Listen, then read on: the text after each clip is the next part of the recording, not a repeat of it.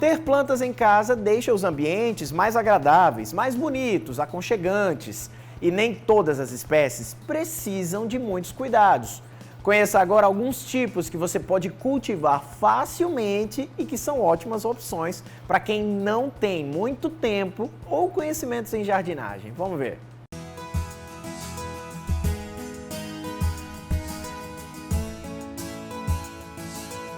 Plantas em casa deixam o ambiente mais bonito, aconchegante. É sempre bom a gente ter um pouco de verde dentro do apartamento, dentro de casa, na varanda, no jardim.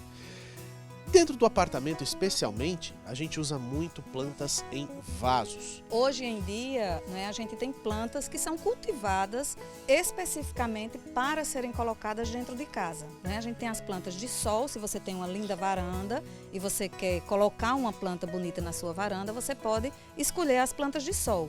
E a gente tem as plantas de interiores, que são aquelas plantas que precisam apenas de uma boa luminosidade.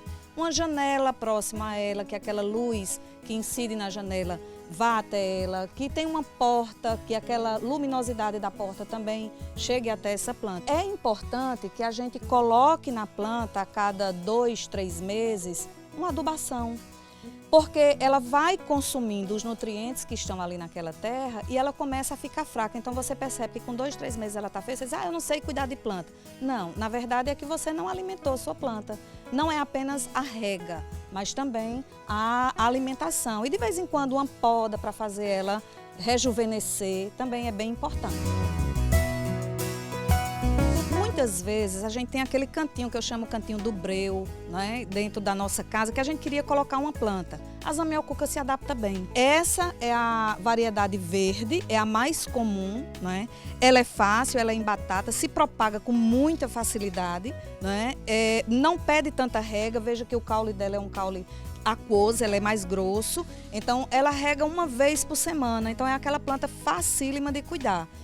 Essa é a jiboia tradicional, É a que a maioria das pessoas tem em casa.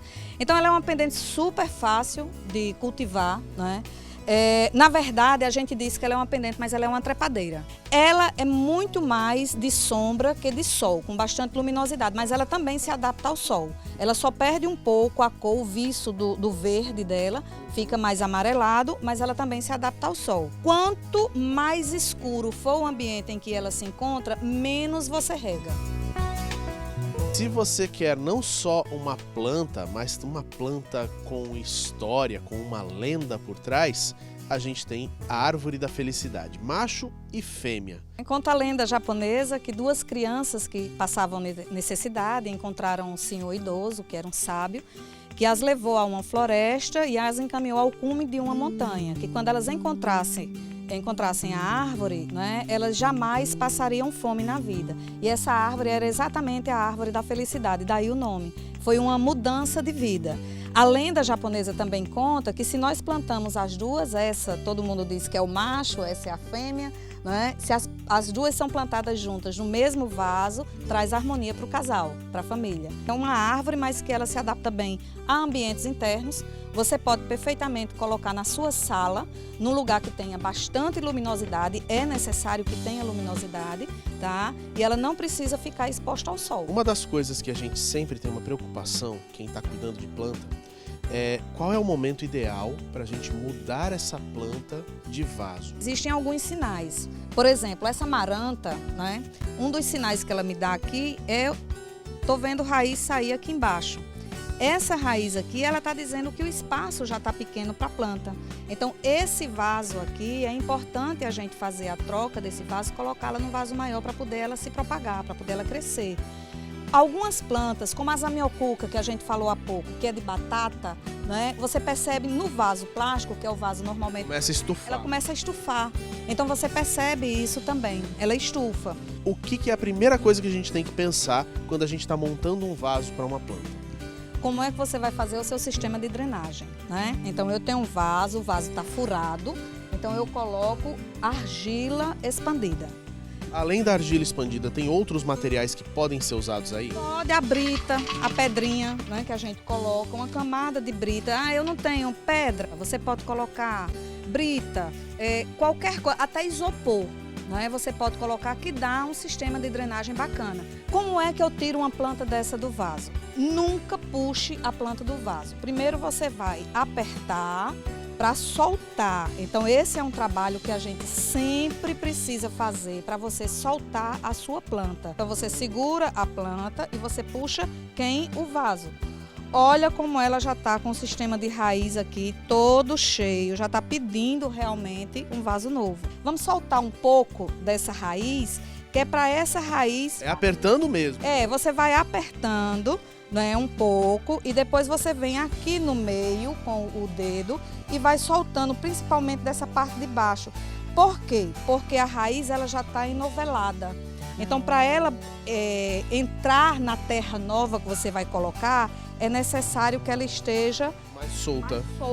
O substrato, posso aproveitar o substrato que vem nela? Posso. É um substrato que é colocado aí pelos produtores. Então, ninguém melhor do que os produtores para conhecer o substrato, né? Isso aqui é terra vegetal adubada, é uma terra preparada já com adubo, com tudo orgânico. Já se compra essa terra normalmente? Compra, a terra você encontra nos principais gardens, né? A gente trabalha com ela aqui, é uma terra muito boa, plantou, regou. Então você faz a aguação e aí a partir desse momento você pode fazer o acabamento. Que acabamento a gente pode dar? Eu posso pegar casca de pinos, por exemplo. Isso é um material biológico. Orgânico, né? É orgânico. Com o tempo ele vai se deteriorando. E vai liberar a riqueza que ele tem, porque isso é casca, né? Então ele vai liberar e ele dá um acabamento bacana. Lembrem-se sempre, eu tiro o vaso da planta, eu não tiro a planta do vaso. Então, a gente trouxe alguns vasos aqui para a gente mostrar as diferentes funções de cada um deles. Eu queria que você começasse me explicando sobre a diferença entre um vaso de vidro e os outros vasos.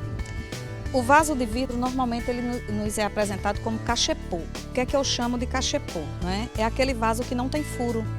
Então, eu apenas coloco a minha planta dentro. Então, por exemplo, eu posso pegar essa orquídea, coloco aqui dentro. Eu não planto diretamente no meu vaso, né? Ele funciona como um cachepô. Faço a aguação da minha planta e aí depois eu coloco o resto dessa água fora. Eu tenho aqui o vaso plástico. Normalmente é esse tipo de vaso que vem dos gardens. Veja que ele tem um monte de furinhos, que é exatamente para dar uma boa drenagem para as nossas plantas. Agora, o que é que eu preciso ter cuidado? Vaso plástico no sol pleno não é o adequado. Porque, por exemplo, o vaso ele pode esquentar muito e cozinhar a raiz da sua planta. Então, a gente tem que ter o cuidado no vaso plástico. O ideal para sol pleno é o vaso de barro. Por exemplo, esse é um vaso em cerâmica, né? Esse é trabalhado, eu posso colocar na minha sala, eu posso colocar em qualquer lugar. E ele tem um furo. Então, com o furo, eu tenho aqui a segurança de que eu não vou ter problema com excesso de água. Aquela pessoa que tem o problema de esquecer de aguar, né? É o vaso auto-irrigável.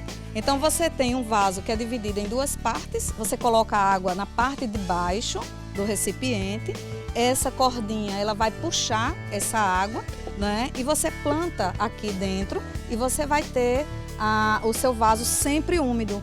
Como é que você repõe a água? Por essa aberturazinha aqui. Então você não precisa estar tirando o tempo todo. Isso aqui você coloca água uma vez por semana. Islane, muito obrigado.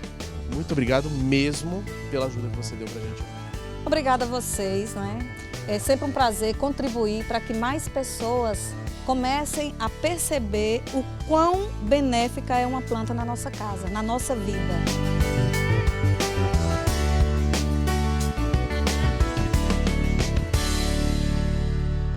O Correio Cidades fica por aqui. Vale lembrar que para rever essa e outras reportagens é só acessar o nosso site tvcorreio.com.br. O programa volta na semana que vem. Eu agradeço a sua companhia, desejo que você tenha um ótimo domingo. Deus abençoe. Até mais. Tchau.